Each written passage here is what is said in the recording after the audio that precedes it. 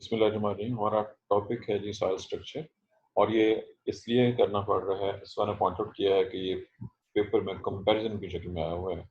बहरहाल सिलेबस के अंदर सॉइल स्ट्रक्चर का लफ्ज़ मौजूद नहीं है। ऐसे तो सॉइल के अंदर इतनी बहुत सी चीज़ें हैं, अगर हम उनको करना शुरू कर दें तो पूरा साल सॉइल को पढ़ा जा सकता है। मेरे पास रशियन साइंटिस्ट की एक किताब पढ़ी हुई है, सॉइल के हवाले से है। अगर उसको पढ़ना शुरू करें या पढ़ाना शुरू कर दूँ तो मैं बड़े आराम से 2 साल सॉइल को पढ़ा सकता हूँ। एनीहाउ सॉइल स्ट्रक्चर के हवाले से क्वेश्चन जो आया है वो कंपैरिजन की शक्ल में आया हुआ है, सॉइल टेक्सचर और सॉइल स्ट्रक्चर। सॉइल टेक्सचर को हम स्टडी कर चुके हैं, आपको याद होगा जब हम सॉइल टेक्सचर स्टडी कर रहे थे तो उसमें सैंड, सिल्ट, क्ले, उनकी प्रोपोर्शंस, उसको हम कैसे मेजर कर सकते हैं, ये सारा कुछ डिस्कस हो चुका होगा उस रेफरेंस से। उसका ताल्लुक किस चीज़ के साथ है, यानी कि उसमें क्या कुछ चीज़ें मौजूद हैं, वो सब कुछ पहले से डिस्कस हो चुका है। आज हमने दूसरे हिस्से की तरफ, दूसरा हिस्सा इस लिहाज से कि चूंकि पेपर में क्वेश्चन आया हुआ है, अगर कंपैरिजन आया तो ये एज क्वेश्चन भी आ सकता है, चुनांचे हमें इसको एज क्वेश्चन देखना होगा, क्वेश्चन की शक्ल में हमें इसको अटेम्प्ट करना होगा। पहला हेडिंग है जी सॉइल स्ट्रक्चर। अब चूंकि प्रॉब्लम ये है कि जो टेक्निकल अल्फाज होते हैं, और ये उर्दू की खामी भी है हमारी ज़बान की, हमारे पास कुछ बहुत से ऐसे अल्फाज हैं जो टेक्निकल अल्फाज हैं, उनका कोई प्रॉपर तर्जुमा मौजूद नहीं है। सॉइल स्ट्रक्चर एक टेक्निकल डेफिनेशन है। वैसे स्ट्रक्चर हम साख को कहते हैं, मिट्टी की साख। अब ये मिट्टी की साख, अगर हम उसकी कहते हैं घर की साख कैसी है, घर की साख और मिट्टी की साख में बहुत ज़्यादा डिफरेंस है। ये दो डिफरेंट चीज़ें हैं, दोनों आपस में मैच नहीं करती हैं, हम दोनों को आपस में इंटरलेट नहीं कर सकते। पर ये था जी लफ्ज़ के लिहाज से कि जो एक लफ्ज़ होता है उसका इस्तेमाल मुख्तलिफ जगहों पे मुख्तलिफ मीनिंग में मुख्तलिफ तरीकों से किया जाता है। याद रखिएगा, जैसे हमने टेक्सचर पढ़ा था उसका ताल्लुक भी सैंड, सिल्ट, क्ले के साथ है, ऐसे ही जो सॉइल स्ट्रक्चर है इसका ताल्लुक भी सैंड, सिल्ट और क्ले, और कल हमने पढ़ा था ऑर्गेनिक मैटर, ये सारी की सारी चीज़ें मिलकर डिसाइड करती हैं कि सॉइल का स्ट्रक्चर किस तरह का हो, ये किस तरह का हो।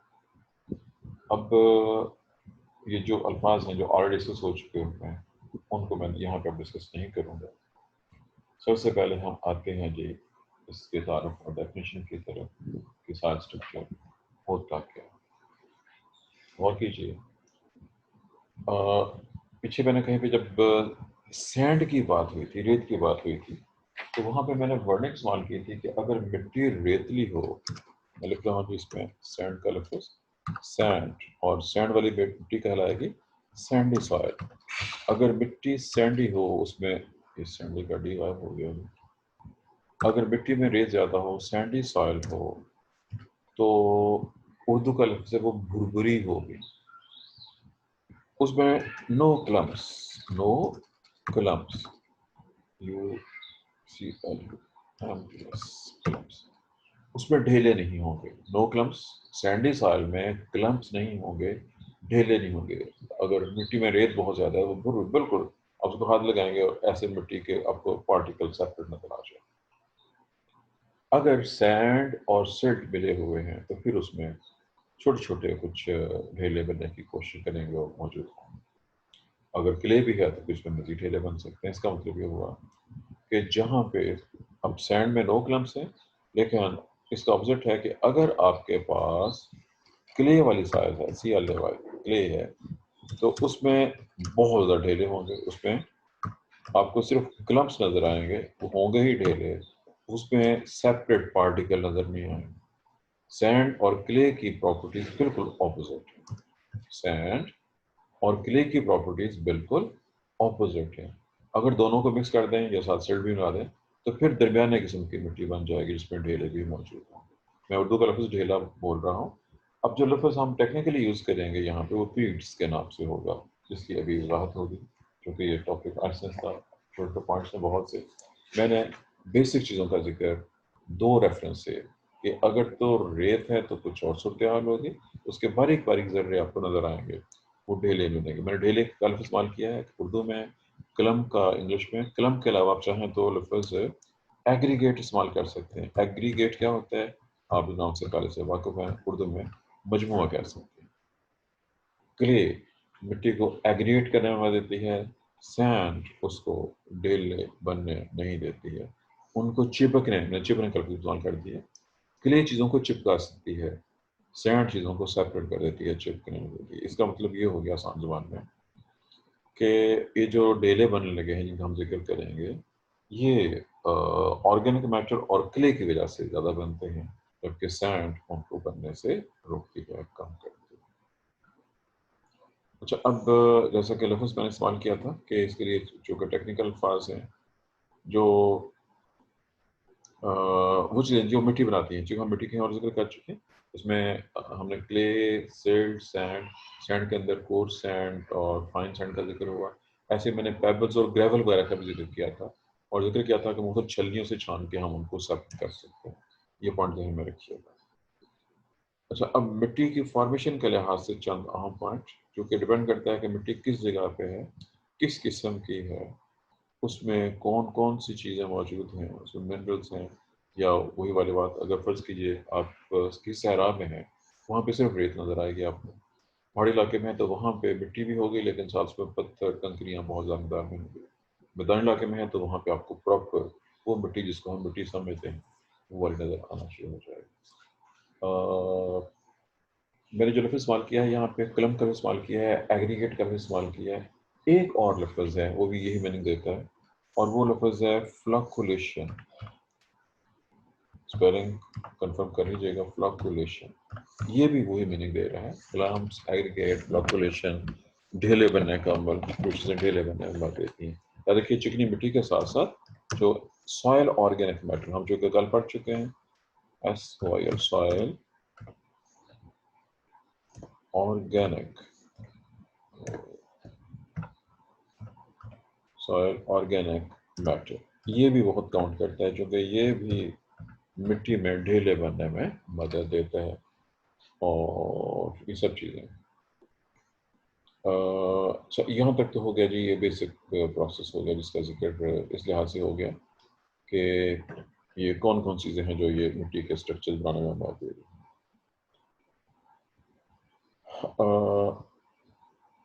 हेडिंग है, या हेडिंग होना चाहिए, मिट्टी किस किस किस्म की है, टाइप्स ऑफ सॉइल स्ट्रक्चर कह लीजिए इसको। मैं अगले पैराग्राफ में जाता हूँ, टाइप्स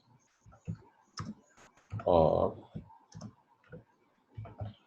सॉइल स्ट्रक्चर।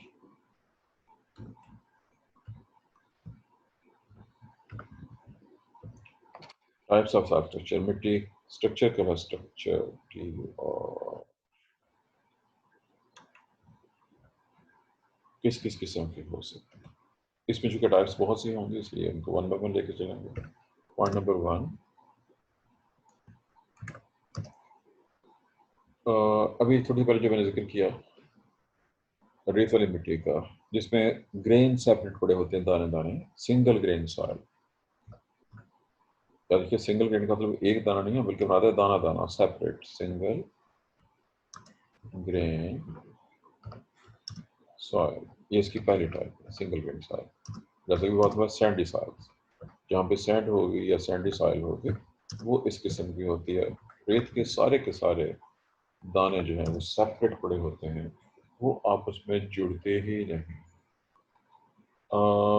पीछे बात हुई थी जब मैंने सॉइल प्रोफाइल का थोड़ा सा नाम आया था और सॉइल स्ट्रक्चर को डिस्कस कर रहे थे, तो उस वक्त ये बात हुई थी कि जब पत्थर टूटते हैं, कंकरियाँ बनती हैं, टूटते हैं, तो सबसे पहले रेत बने।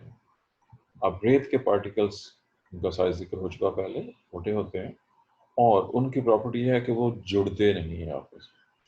अगर आप रेत पे बहुत सा पानी डालते हैं तो कुछ देर के लिए लगेगा जैसे रेत जुड़ा हुआ है। और कीजिए फिक्रे पे, अगर आप रेतली मिट्टी पे पानी डाल दें, जब तक पानी मौजूद है उसमें, जब तक पानी या तो नीचे परकोलेट नहीं होता या उड़ नहीं जाता, तब तक लगेगा जैसे रेत जुड़ी हुई है।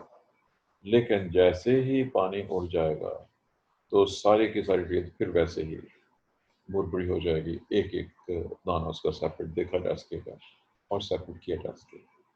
ये था जो पहला रेत वाली मिट्टी के लिहाज से। हमारा पॉइंट नंबर 2 होगा इस हिस्से में ऐसी सॉइल जिसमें छोटे छोटे एग्रीगेट हों, स्मॉल एग्रीगेट्स मौजूद हैं, छोटे छोटे ढेले मौजूद हैं, एग्रीगेट्स वाले सॉइल, ये एग्रीगेट्स जी, ऐसी मिट्टी जिसमें छोटे छोटे एग्रीगेट्स मौजूद हैं। अगर मिट्टी में ऑर्गेनिक मैटर और क्ले कदरे कम हो तो उसमें ये बनेंगे, ढेले बनेंगे, लेकिन वो छोटे साइज के हों। दोबारा सुन लीजिए, अगर आपकी मिट्टी ऐसी है कि उसके अंदर थोड़ी मिकदार में ऑर्गेनिक मैटर तो ना ही है, क्ले भी थोड़ी मिकदार में है, सिल्ट भी थोड़ी है, तो उसमें छोटे छोटे पार्ट्स वाले ढेले बन जाएंगे, बहुत छोटे वाले ढेले बन सकेंगे, ज़्यादा बड़े वाले ढेले नहीं बन। और ये नंबर 3 पे लार्ज एग्रीगेट्स,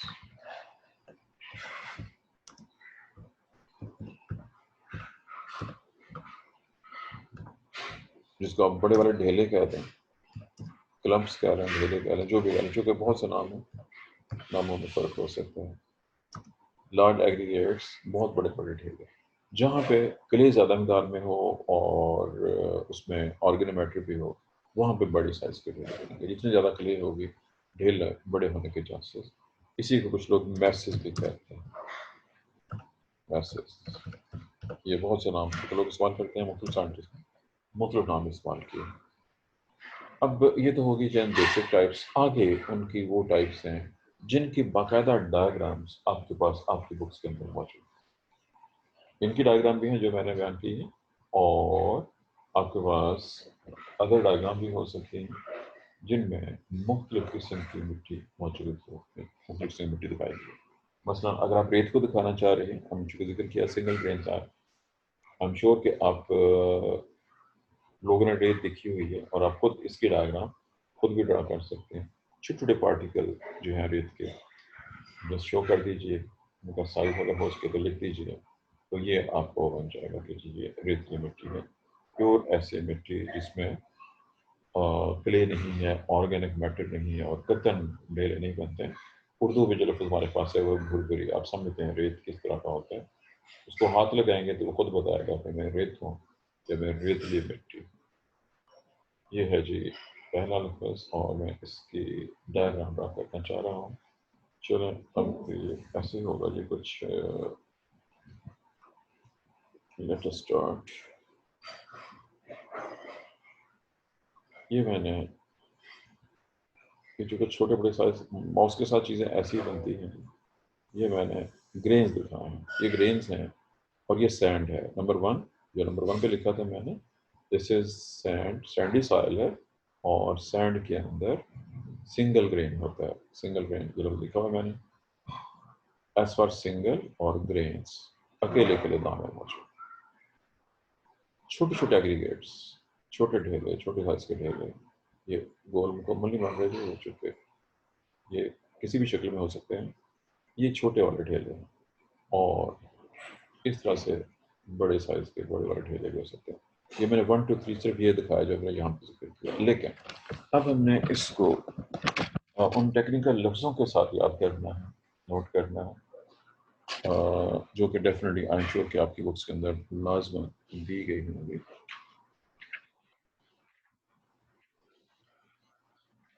इसमें से कुछ ऐसे अल्फाज भी हैं जो कि किसी एक बुक में दिए होंगे और दूसरी बुक के अंदर मौजूद नहीं होंगे, ऐसा पॉसिबल है। बहरहाल ये एक अलग मसला है जी। बहरहाल मैं चंद डायग्राम ड्रा करने लगा हूँ, उन डायग्राम्स को देखिए और चेक कीजिए कि ये किस किस्म की है। लफ्ज़ है क्रम, ये 3 हो गए थे जी। नंबर 4 ये लार्ज एग्रीगेट्स थे, लार्ज एग्रीगेट्स। नंबर 4 पे क्रम का लफ्ज़ मैं यूज़ कर रहा हूँ, क्रम। आप समझते हैं रस उर्दू का लफ्ज़ है, या डबल रोटी आई पड़ी हो सूख जाए उसको तोड़ के बजाय में कहते हैं उसको बोर लें, उसके जो पीसेस बनेंगे वो कुछ यूं के होंगे, छोटे छोटे होंगे। हम उसको क्रम का नाम देंगे, वो क्रम्स बन गए, इर्रेगुलर पीसेस। ये जो मैंने स्मॉल एग्रीगेट कहे थे, ये और क्रम दोनों सेम, एक जैसी समझ डेले हैं, लेकिन छोटे साइज के हैं, बहुत बड़े साइज के नहीं, तो उसको हम क्रम का नाम इस्तेमाल कर सकते हैं। एक हो गया जी ये वाला। एक और स्पेसिफिक लेयर है, इसकी तस्वीर मैं यूं बनाता हूँ। मिट्टी है या उसके अंदर आपको बाकायदा कुछ यूं से, जैसे मैंने ड्रा किया है, लेयर्स बनी हुई नजर आ रही हैं। अगर ऐसा हो तो इसको मैं नंबर 5 दे रहा हूँ। प्लेट लाइक, प्लेट लाइक जैसे प्लेट्स होती हैं।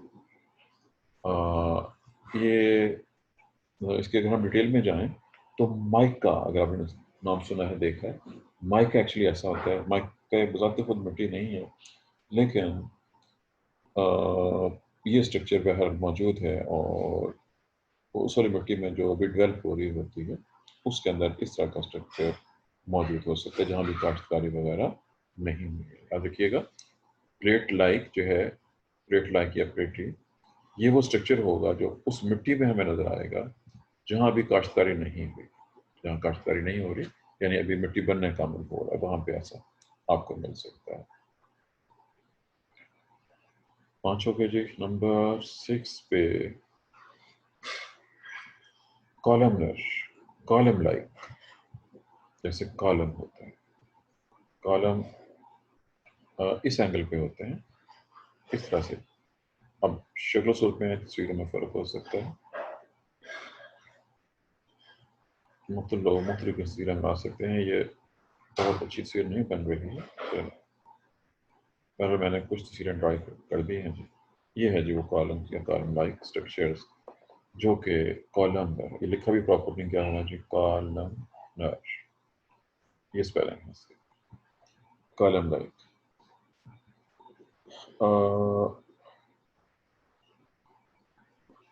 अब ये और एक और लफ्ज है नंबर 7 पे, इसको लेके आ रहा हूँ मैं, प्रिज्मेटिक, प्रिज्म लाइक।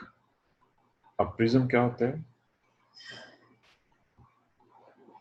प्रिज्म से प्रिज्मेटिक, क्या प्रिज्म के नाम से वाकिफ हैं? हम सब पूछा जी मैंने, प्रिज्म,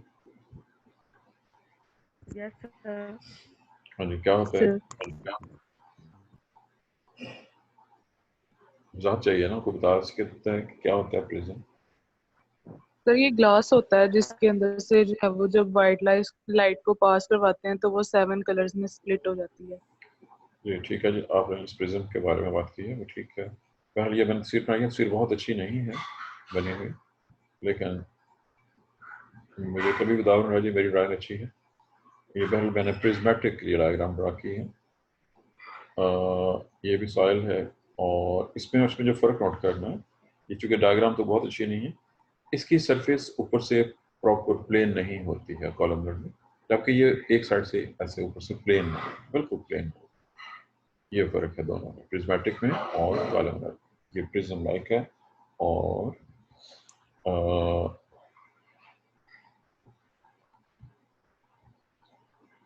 अच्छा, अब ऐसे ही लफ्ज़ है जी, ये वाली तस्वीर बना सकता हूँ मैं, चूँकि यहाँ पे मैं इसको लार्ज ग्रुप्स की शक्ल में शो किया था। सेपरेट बनाना चाहें तो यहाँ पे देना पड़ेगा जी, point number 8, block like. Block जैसे इसे ब्लॉक होता है, ब्लॉक जैसे को ब्लॉक ही कह सकते हैं, ब्लॉक लाइक। ये इस ऐसी शेप होगी, तकरीबन काफ़ी बड़े साइज का स्ट्रक्चर है, और ये ब्लॉक पिछले बड़ा छोटा कई साइज के हो सकते हैं। बहरहाल ये है जो ब्लॉक लाइक स्ट्रक्चर्स।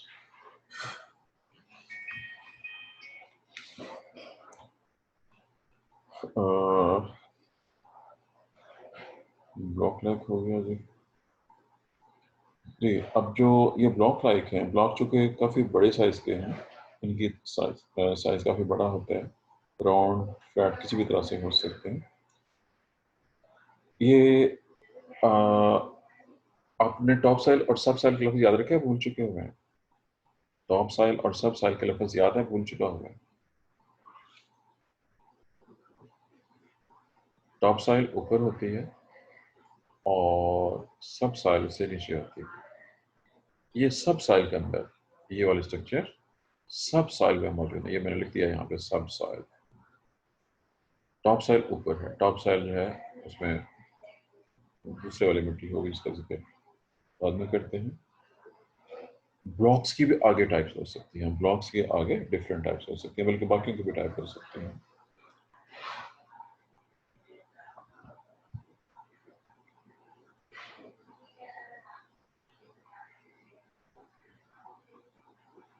जी यहाँ पे ऊपर मैंने एक क्रम, मैंने क्रम का जिक्र किया। क्रम और ये तस्वीर में क्रम है, छोटे छोटे टेले बनाए हैं क्रम्स के अंदर। इससे या इससे मिलते जुलते भी कुछ और चीज़ें हो सकती हैं। और अगर वो छोटे साइज़ के हों तो उनको ग्रेन्युलर, अगर थोड़े से बड़े साइज़ के हों तो ग्राम। और दोनों में एक और फ़र्क होगा, जो छोटे होंगे उसमें सुराख कम होंगे, जो बड़े साइज़ वाले हैं उनमें सुराख ज़्यादा होंगे। अब ये मैंने क्रम की डायग्राम ये दी थी। अब इसमें साइज़ भी बड़ा है और साथ साथ ये पोरस भी है। और अगर ये नॉन पोरस हों और छोटे हों तो उसकी आप दूसरी टाइप समझ लीजिए, उसको खाली जो नाम दिया जाएगा वो ग्रैन्युलर का नाम दिया जाएगा। कि मिट्टी में ग्रैन्यूल्स मौजूद हैं, दाने मौजूद हैं, दाने छोटे छोटे हैं और उन दानों में सुराख है। ये दो पॉसिबिलिटी है। ये ग्रैन्युलर है और इसका था पोरस, तो दिस इज नॉन पोरस। ये दोनों मिलती जुलती हैं, नोट कर लीजिए। इसको 4A और 4B यूँ कर लें या यूँ कर लें, ये दोनों इंटर रिलेटेड हैं। 4, इसका नंबर चेंज करना पड़ेगा चूंकि नंबरिंग मेरी कुछ आगे चली गई है। ये 9 पे आ गया है गलती से, जो कि क्लासिफिकेशन में कुछ फर्क मौजूद हो सकता है।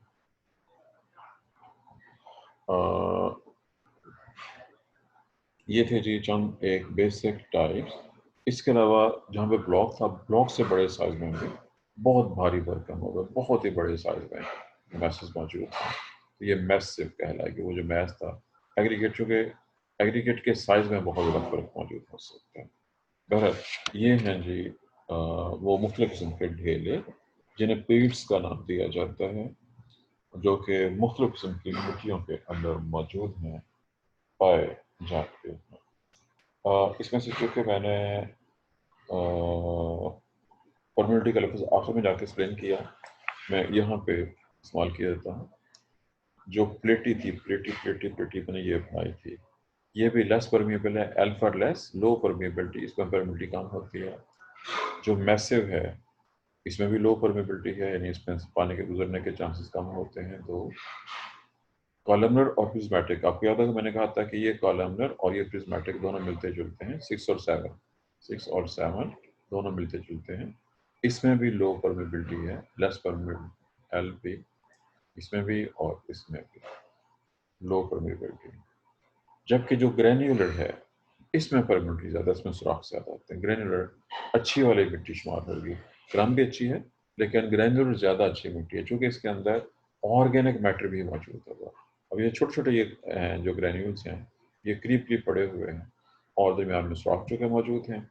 उन सुराख की वजह से इसमें पानी एंटर हो जाएगा और एंटर होके सब की सब चीज़ें, एयर भी होगी, पानी भी होगा और मिट्टी में छोटे छोटे ढेले भी मौजूद हैं, बड़े ढेले नहीं हैं। ये सब चीज़ें इस मिट्टी को ज़्यादा अच्छी वाली मिट्टी बना दें।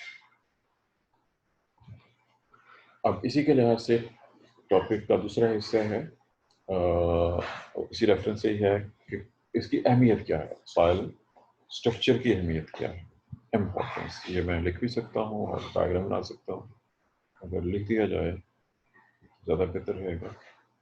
इम्पोर्टेंस, आपके पास रेतीली मिट्टी है, आप चाहते हैं उसमें ट्री लगा दूँ, क्या ये मुमकिन होगा? उगेगा नहीं उगेगा? और करें, प्योर रेत है, सैंड है आपके पास, आप ट्री उगाना चाह रहे हैं सैंड के अंदर, क्या पॉसिबल है कि नहीं पॉसिबल है? सोचिए।